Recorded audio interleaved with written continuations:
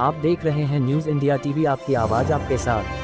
वृंदावन में धार्मिक नगरी वृंदावन के कुछ क्षेत्रों में अघोषित विद्युत कटौती से परेशान क्षेत्रीय पार्षदों ने स्थानीय जनता को साथ लेकर पागल बाबा विद्युत सब स्टेशन पर हल्ला बोल दिया। गुस्साए लोगों ने अधिकारी का घेराव कर जमकर विरोध प्रदर्शन किया। अघोषित विद्युत कटौती से परेशान लोगों का कहना था कि जहां एक ओर सूबे मुखिया योगी आदित्यनाथ धार्मिक नगरी को हाईटेक सिटी बनाने के दावे कर रहे हैं, वहीं दूसरी विद्युत विभागीय अधिकारी धर्म नगरी को अंधकार में रखकर सरकार को बदनाम करने का काम कर रहे हैं। जबकि सूबे के मुखिया योगी आदित्यनाथ खुद धार्मिक नगरी वृंदावन को 24 घंटे विद्युत आपूर्ति देने के आदेश दे चुके हैं। क्षेत्रीय पार्षदों का कहना था कि पिछले 3 दिनों से क्षेत्र में बिजली न होने के कारण क्षेत्रीय जनता को पानी की बूंद बूंद के लिए मोहताज होना पड़ रहा है।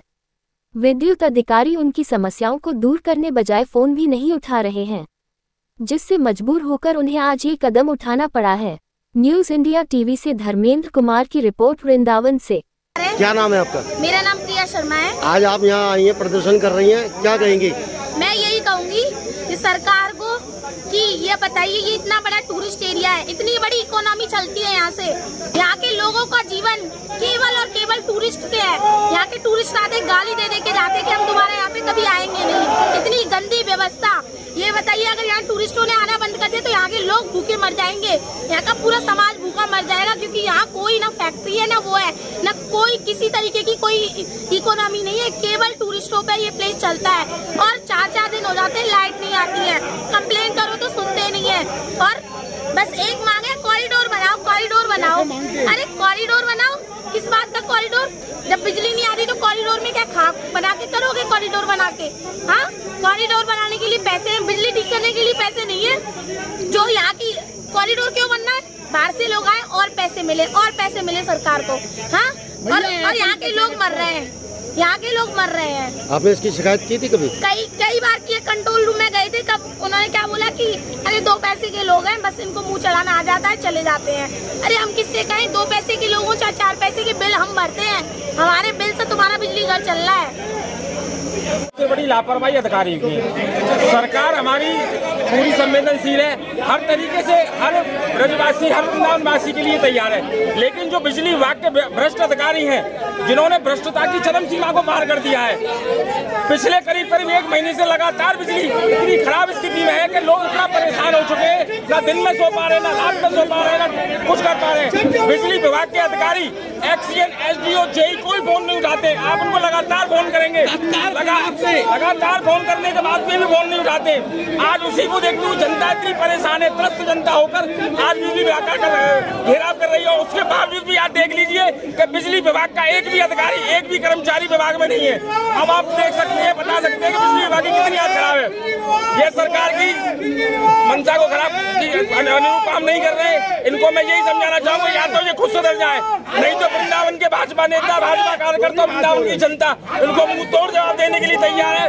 जैसे ये चाहेंगे उस तरीके से इनको जवाब देने के लिए तैयार है। अगर ये नहीं मानते तो आने वाले समय में, आने वाले दिनों में जरूर भूख हड़ताल की जाएगी और बिजली विभाग इस कंपनी को 1.5 घंटा हो चुका है, अधिकारी कोई नहीं देख लिया। आप भी देखिएगा, 1.5 घंटा हो चुका है। 1.5 घंटा से कोई बिजली कर्मचारी नहीं है। नहीं, मैं तो देख रही जनता के बाद बिजली हो चुका है। मैं इसलिए कह रहा हूँ, कितनी उदासीनता के साथ बिजली विभाग काम कर रहा है।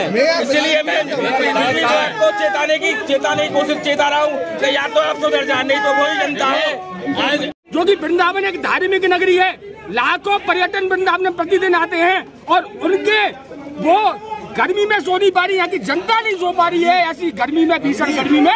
तो इनके अधिकारियों को समझ लेना चाहिए कि अब वृंदावन का जो वृंदावन के जनता का पानी है वो बहुत सर से ऊपर तक जा चुका है। अगर अधिकारी ना माने तो इनको सड़कों पर दौड़ाने का काम करते हैं। आदेश है कार्यालय में बैठने का। अभी जब हम आए हैं तो हमने आके देखा कि किस तरीके से यहाँ के सभी विभागों में, सभी ऑफिसों में ताला डला हुआ है, कोई भी अधिकारी नहीं। और यहाँ का एक्सीएन सबसे ज्यादा भ्रष्ट है। कौन सा वार्ड है आपका? मेरा वार्ड 50 है, रंगजी मंदिर क्षेत्र।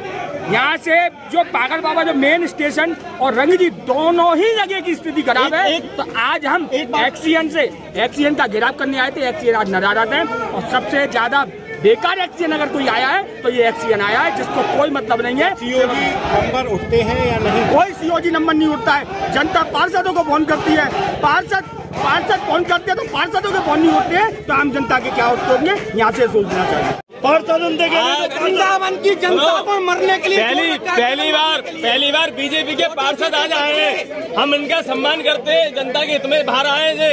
अब बिजली विभाग जो है जो सरकार के हाथ में आता है, प्राइवेट नहीं है बिजली विभाग, भारतीय जनता पार्टी की सरकार है, इनको सोचना चाहिए। यहाँ के लोगों को दुखी कर दिया है। लाइट की समस्या तो मैं समझ रहा हूँ नासू बन चुकी है यहाँ पर, समझे ना। ये केवल आश्वासन देते हैं, आश्वासन देना कुछ नहीं है। और सुनिए, मैं आपको बता रहा हूँ 16 तारीख से हमने कल हमने दे दिया है। 16 तारीख से मैं कैलाश तक भूख हड़ताल में बैठूंगा। 16 तारीख से मेरी भूख हड़ताल है, ठीक है। या तो 5 दिन में विद्युत व्यवस्था सुधरे, नहीं तो मैं भूख हड़ताल में बैठूंगा। मैं लिख के दी जाए साल 16-17 घंटा के जब पावर कट हमारे वृंदावन में हुए, उसके बाद ये आश्वासन दिया गया कि जाड़े आ रहे हैं, 6 महीने का हमारे पास टाइम है, इस सुविधा को हम जो भी है इसको हम दूर करेंगे। उसके बाद ये परेशानी क्यों दूर नहीं हुई? जब 6 महीने का आपके पास समय था, आपको पता है कि इतना लोड है वृंदावन में, तो उसका समाधान करो।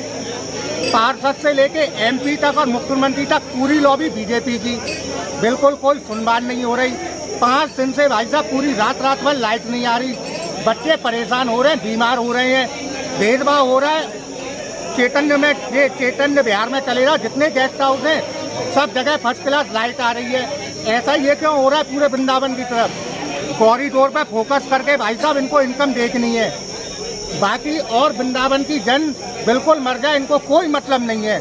यातायात से हम परेशान, टमटमों से, पानी से हम परेशान, बिजली से हम परेशान। जो मूलभूत सुविधा है उसको तो कम से कम यहाँ के लोगों को ये दे दो भाई साहब, कि जिससे आदमी अपने संतुष्ट हो जाए।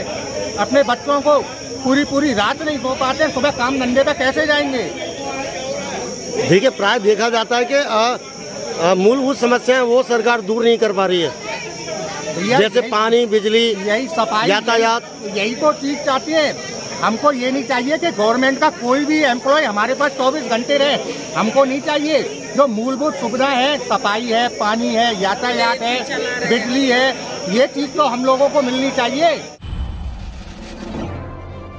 आप देख रहे हैं न्यूज़ इंडिया TV, आपकी आवाज़ आपके साथ।